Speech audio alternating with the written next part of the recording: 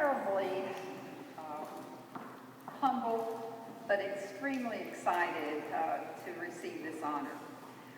First, inaugural. I like the number 1. I've always liked that. So I have to tell you that even has more significance than this special award.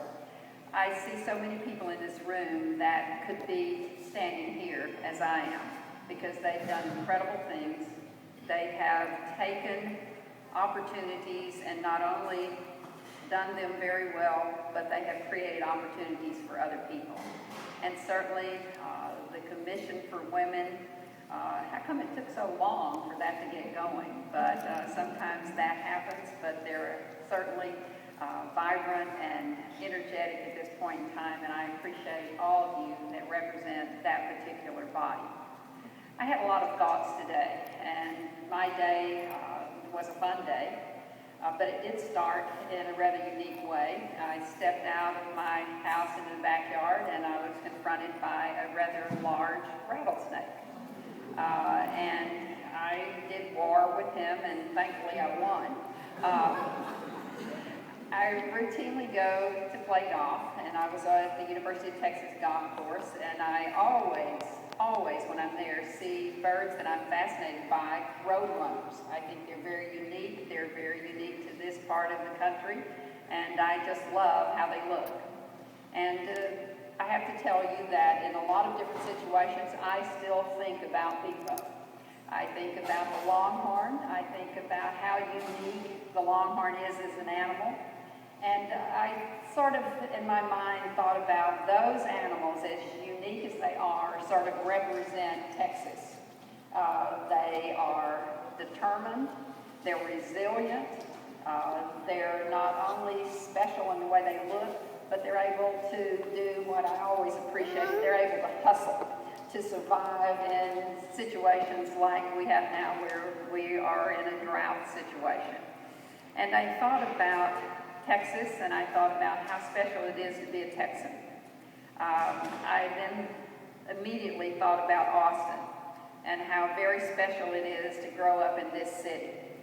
What has been accomplished here has changed the world. We like to say that about the University of Texas, but I think it is even more true about the city of Austin. Yes, I came along at a time when women were just starting to be able to do a lot of different things. They were able to enter into realms that were considered at that point non-traditional. It was never a grand plan to come to the University of Texas and establish a women's athletic team or program, because I didn't see myself that way. I have to throw in the idea that I was raised in a very small West Texas town. And it never occurred to me that I could be a coach, because all of my coaches were men. In those small towns, they hire 4 or 5 football coaches, and I think they draw straws, and the short straw coaches girls basketball. So because I didn't see anyone who looked like me, it never occurred to me that I could coach. But you know what? When I got to Austin, Texas, I figured out I could be anything I wanted to be, and I could pursue my passion just like so many women. How could you land in a city like this, where at that point in time, the University of Texas had a woman president? Yes, Carol was the mayor of Austin, and I quickly learned about Ann Richards, Barbara Jordan, and I was inspired to see what those women had done and how they had changed the world. And never did I dream that I would have an opportunity to be on the ground floor to develop a program where so many little girls and young women would have an opportunity to be a part of a shift in society. Just like I grew up loving sport, wanting to play, being passionate about it, there were not very many opportunities at the collegiate level. So obviously the University of Texas was on the cutting edge. Scholarships for young women to come to this institution, to do things that they love, to be passionate, and the real bonus, to get a great college education. So it's been a fairy tale. It's been a wonderful opportunity for all of these things to fall in my lap, for me to land in Austin, Texas. No, I don't coach anymore. I still travel around, and one of the questions people always ask. They're trying to think of something to start the conversation. They always ask, where do you live now? I want to laugh. I live in Austin, Texas, and I'm going to live here until the day I die. Why would I even consider living anywhere else? This is a special place. This is a city where women have set a high standard. This is a city where women can continue to break down barriers. Yes, I was privileged to be associated with Ann Richards, with Barbara Jordan, and you can appreciate as I reflect back on some of the stories that have flooded my memory today. Barbara became an instant expert. She'd probably never been to a basketball game, but the first one she went to, she was an expert.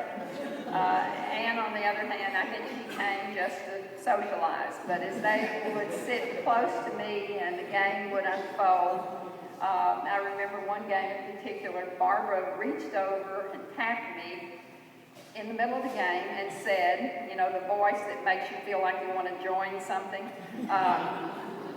can we not shoot any better than this? And I think I said, no, ma'am. Anne, on the other hand, would be more likely to tap me on the shoulder in the middle of the game and say, where'd you get those shoes? So many great memories about being in this city and about the people who live here. How friendly, how special, how just like those creatures that I described earlier, resourceful, resilient, determined, and courageous. And I had to tell you, as I realized that Ms. Means was going to be a part of this inductee class as well, that I was extremely humbled. Because what I've done doesn't compare in any way.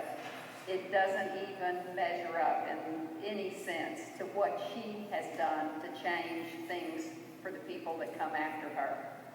I do take a great deal of pride in knowing that no little girl can grow up now and not have an opportunity to be what she wants to be. It might be a basketball player, it might be something totally removed from the athletic arena, but I know that she can look around the city of Austin and she can see people doing what she dreams of doing, and that aspiration is here.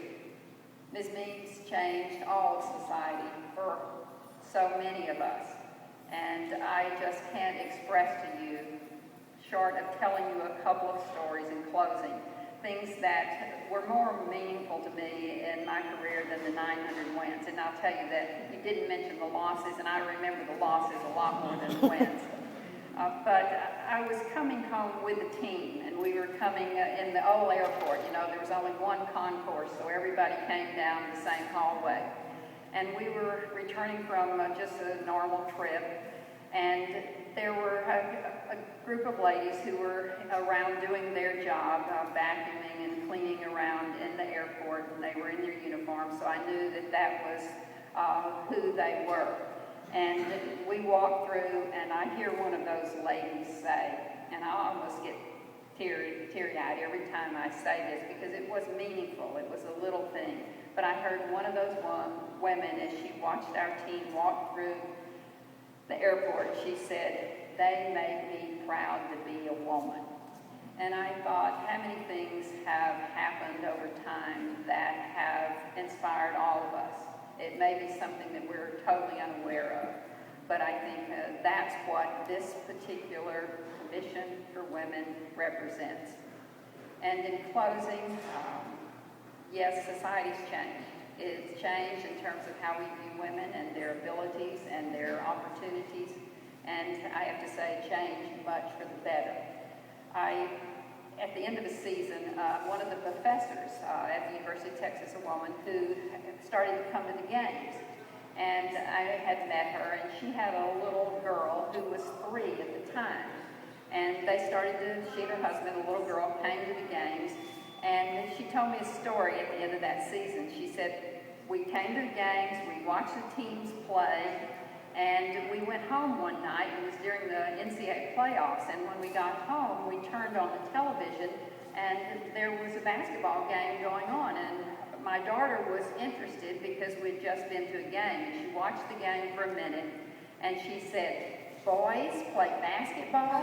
So I think that says it all in terms of what we have had an opportunity to be a part of here in Austin, Texas. It's a special place, and yes, I will continue to tell those people who are totally uninformed about this wonderful city that yes, I am in Austin and I plan to stay here. So thank you very much. This is one of the most meaningful awards you could give me. Belinda, thank you for that introduction, for nominating me.